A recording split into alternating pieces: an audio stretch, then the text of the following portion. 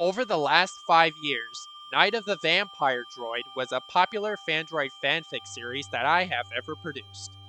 At first, it gained a little bit of popularity, and I initially thought that it wouldn't be as popular as other Fandroid creepypastas. That is until April 14th, 2018, Fandroid uploaded a video reading my story, and lots of people began to love it. Fan art of my creation began to pop up everywhere, from DeviantArt to Twitter.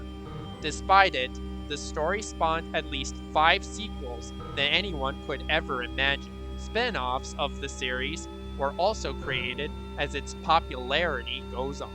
This year, in honor of its 5th birthday, we are about to dive deep into the story and discover some of the lore and theories in this video. This is Vampiredroid, Lore and Theory.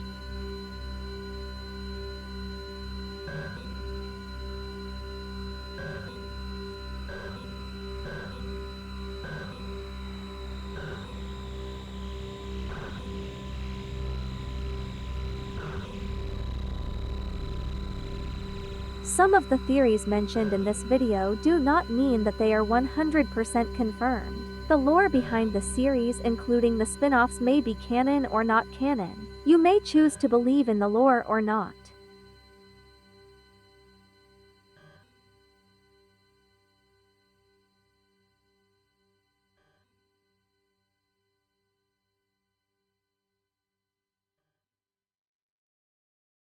Before we begin, a little bit of the origin of how Night of the Vampiredroid was created.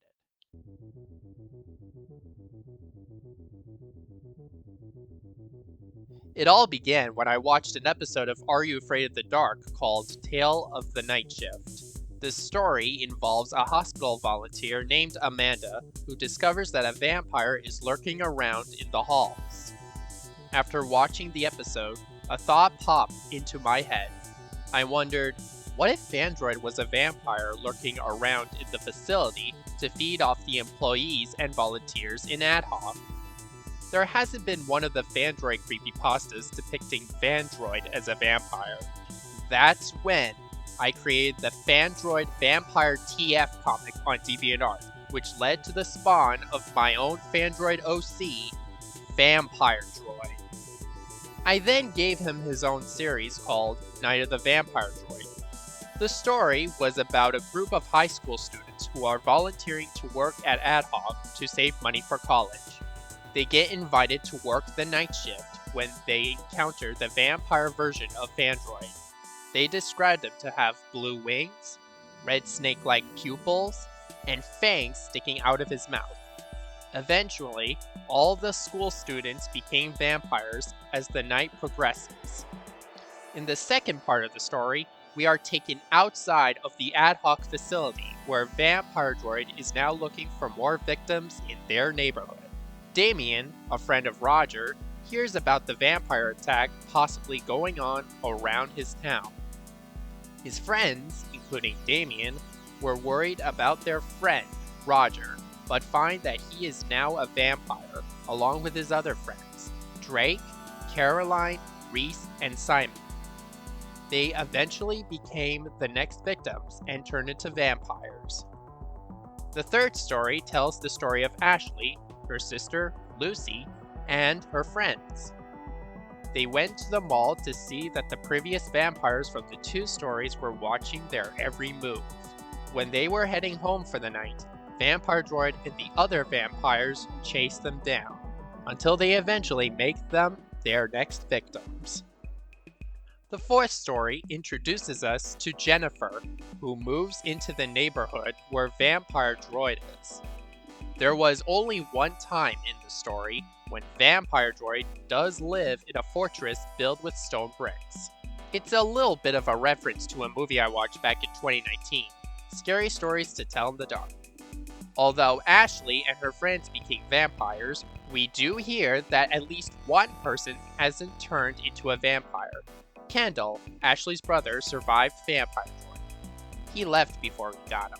When the 5th story came, Kendall was working at ad hoc to develop a cure to help reverse vampirism.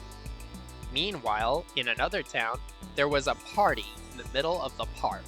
Alexander and his friends were having fun until they somehow discovered the vampires, including Vampire. While a few of his friends turned into vampires, he and Susan were the only ones rescued by Kendall. As Night of the Vampiredroid ends with the sixth and final story, we are introduced to a few college students who are on a mission with Kendall, along with the two survivors from the fifth story, to find a cure for the previous victims from years ago, Vampiredroid included. We also learned that the vampires in this story are now living in RVs, which, by the way, one of them was used in Night of the Vampiredroid 5. Sorry if I forgot to tell you about that. Eventually, they find out that the cure for the human vampires was a special water that was found in a lake in Europe. A digital antivirus program was also created for Vampiredroid. Thus, the series ends with one ending we will never forget. Are we done explaining the origin? Okay, let's get into the lore of it.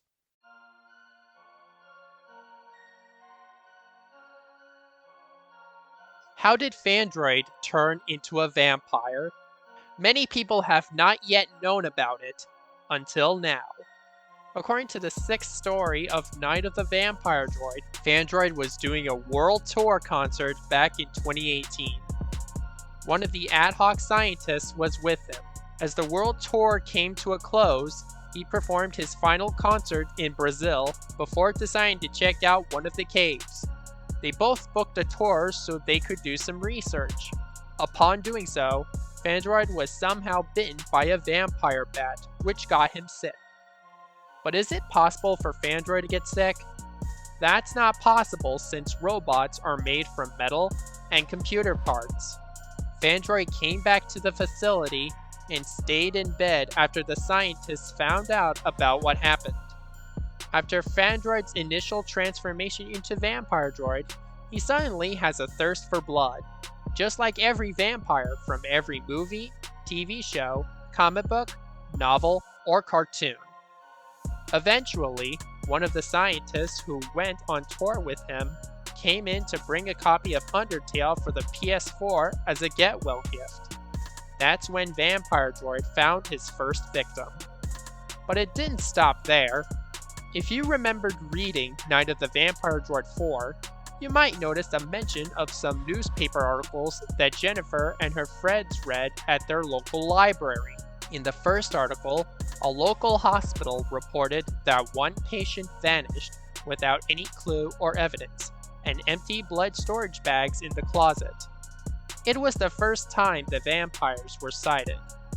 In another article, the police discover an ambulance that was parked in the middle of the road. They check to see more empty blood storage bags laying around on the floor. The third one is the most interesting article we had ever seen in the series. 20 students were at an aquarium for their field trip. At first, it seemed to go well for a few hours, until the vampires came here. 7 of them were gone, but only 13 had managed to survive them without fail. Those sightings were reported back in 2018. Then, 2019 came. Clyde, one of the characters from Night of the Vampiredroid 4, was at Fright Fest at Six Flags. As he went to one of the haunted houses, he doesn't know that Vampiredroid followed him. The moment he found out, he tried to get away, but it was not easy as he thought it would. He eventually got him and flew away. Most of the people who were attending this event thought that Vampiredroid was a scare actor. In one of the spin-offs called April 6th, there was a party in New York City to celebrate Vampiredroid's second birthday. A few partygoers were having fun until the vampires from the 4 stories came here. They started to chase them down for a while. Eventually, they were rescued and brought to a much safer place away from the vampires. Would there be more vampire sightings caused by Vampiredroid? For now, there is currently nothing else yet. We may see more of them when the next spin-off or another part of the series comes out.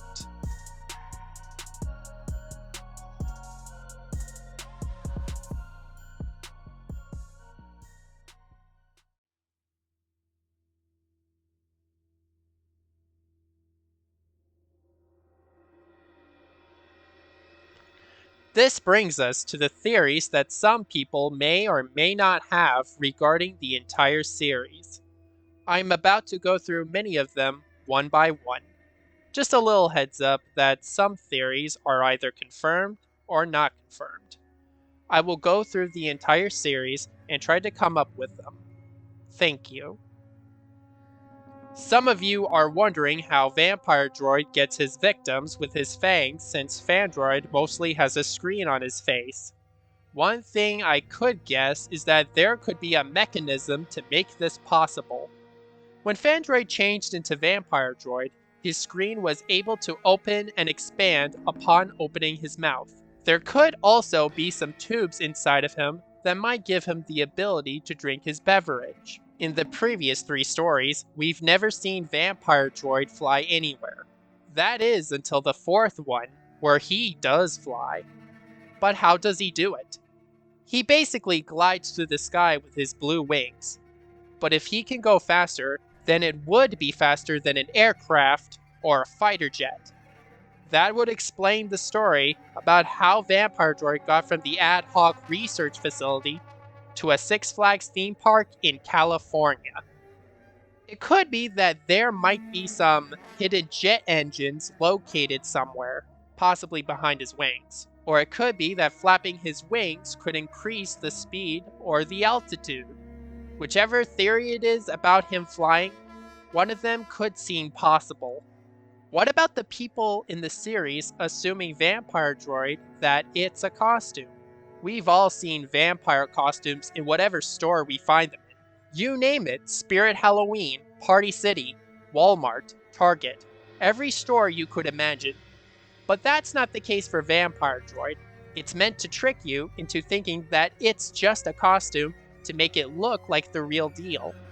Sometimes on Halloween, people would notice Vampiredroid and shrug it off thinking that it's fake. But if some people find out that Vampiredroid is a real vampire, then it's possible that they could be the next victims. Vampiredroid doesn't wear a Halloween costume, but he does wear some shades to protect himself from the sunlight. It also makes the perfect disguise to make sure people don't notice that he is a real vampire. The vampires in the series wear the same thing, but also wear special necklaces and jewelry to protect themselves from UV rays. Common protections for a vampire would include a sun hat, sunscreen, and an umbrella. How did a vampire bat turn Fandroid into a vampire? We may assume that the scientists didn't like Fandroid much. Before the world tour began, she was secretly creating some program that acts like a vampire bat in the form of a USB. So the vampire bat, we might assume, is digital and was able to turn all robots into vampires. This might have been tested on a few robots before installing it on Fandroid. The research in the cave might have been a setup to trick Fandroid into turning into a vampire this whole time. But the scientist was bitten by him after the transformation was completed. It could be that the hospital patient who vanished was the scientist who is now a vampire. This leaves us with one question on our minds. Did Vampiredroid set this night shift up to trick the 5 ad hoc volunteers? My short answer is that might seem possible. How does Vampiredroid livestream his captures? In one Fandroid creepypasta forbidden file, Fandroid has Bandicam installed so he could continue his livestream after his computer malfunctions. It acts like a GoPro. However, we do learn that the same principle may work in the series. Whenever he is in the ad hoc research facility, he may also gain access to security cameras around the place. He may also call the people in the series on their phones to show what's about to happen.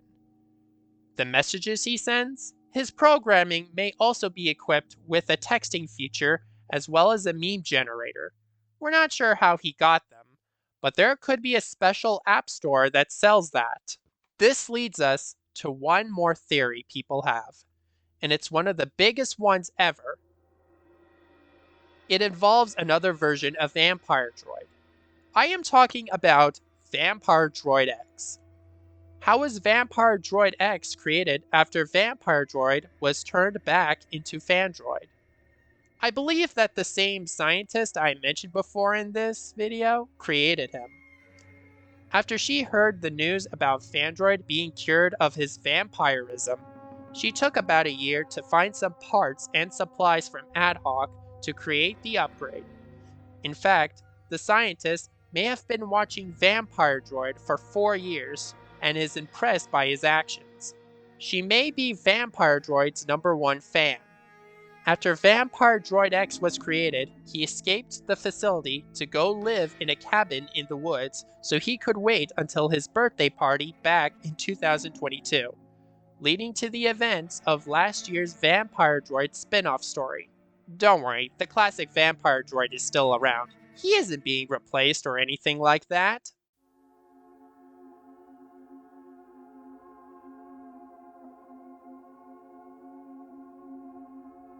All the lore and theories have now been explained, but I do have one statement before the video ends. Even though some of the theories may or may not be confirmed, the series keeps on getting more and more interesting. There could be more lore in the future that might have Vampiredroid fans coming back for more. We might also see some new theories pop up from some of them soon. And who knows, we might revive the series with a new storyline. Thank you so much for watching Vampiredroid, Lore and Theory. It's been the greatest project that I have ever worked on. Have a great evening, and happy birthday to Vampiredroid.